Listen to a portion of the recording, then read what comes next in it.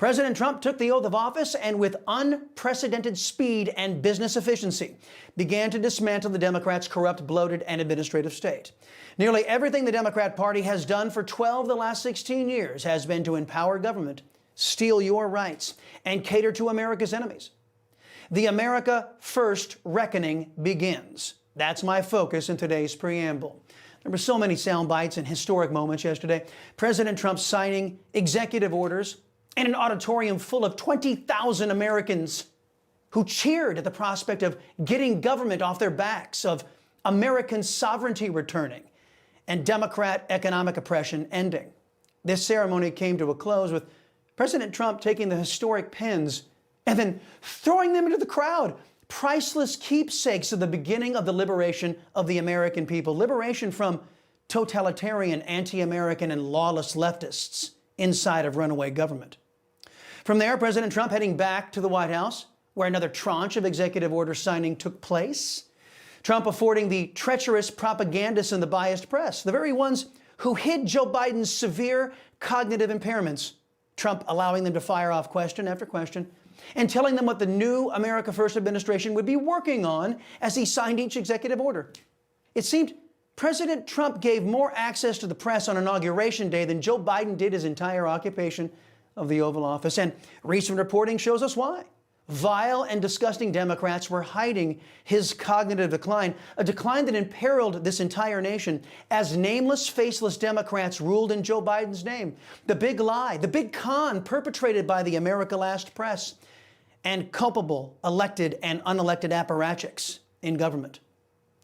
Of all the wonderful things, historic things, Trump said in his inaugural, this one stood out.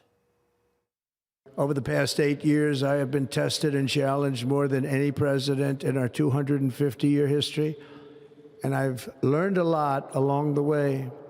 The journey to reclaim our republic has not been an easy one, that I can tell you.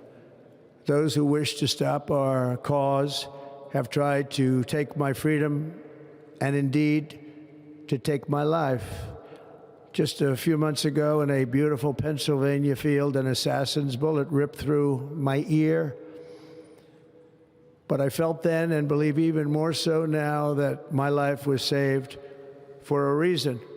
I was saved by God to make America great again.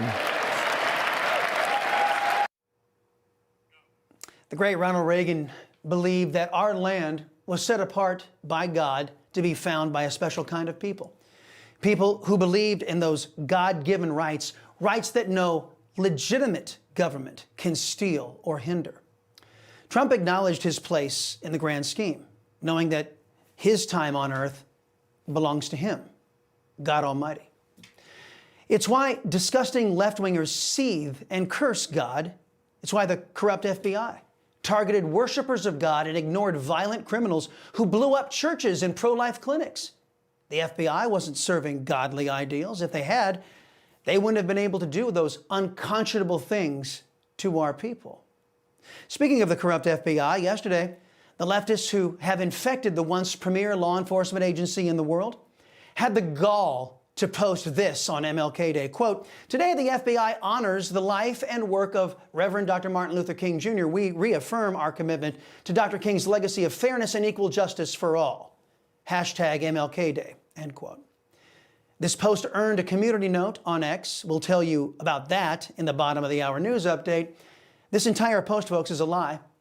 For the last 16 years, under disgraceful and anti-American leadership, the FBI stood by while treacherous leftists in the Democrat Party instituted DIE policies that placed divisive emphasis on race, exclusively on race.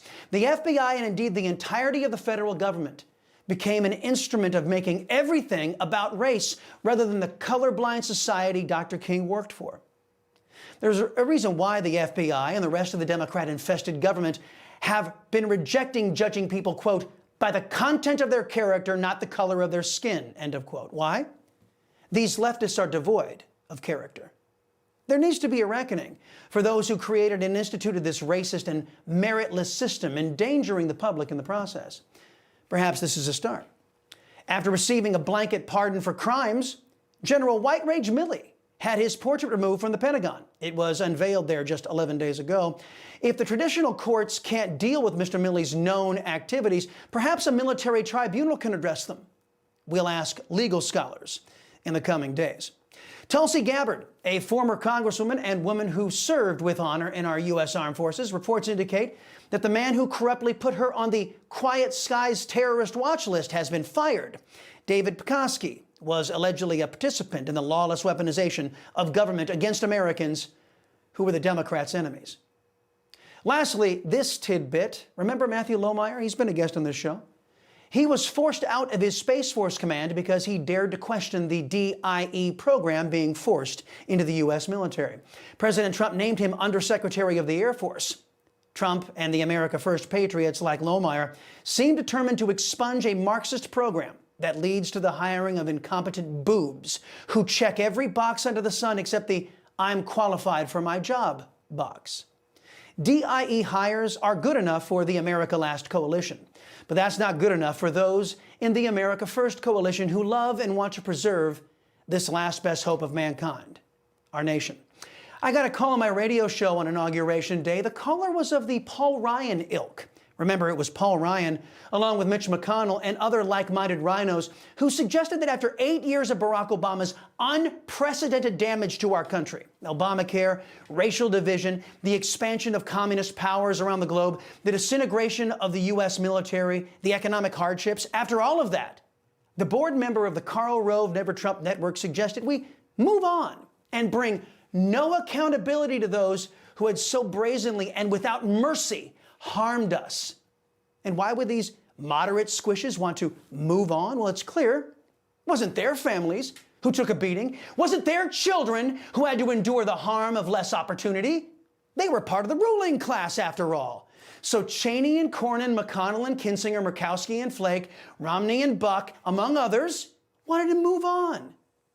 And what happened? Team Obama came back under the guise of Team Biden and continued the unprecedented attacks on our people, our rights, and our children's futures. Back to my caller, he wanted us to focus on all the good Trump will be doing and forget the depravity and anti-Americanism of the enemy from within. Remember, that's what Joe Biden called all of us, quote, enemies. But I passed on this analogy to my caller, and I'm going to let you be the judge if it hits the mark or not. Let's say one of the Democrats' illegal alien criminals shoots at you with a gun. But thanks to a brave police officer who steps in to intervene, the would-be killer misses you.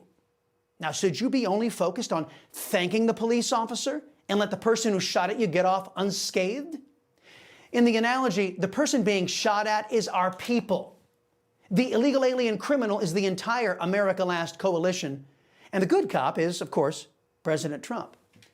If the America Last coalition is allowed to get off scot-free, to escape culpability for what they have done, they'll just keep on doing all their illegal activities once they get back into power.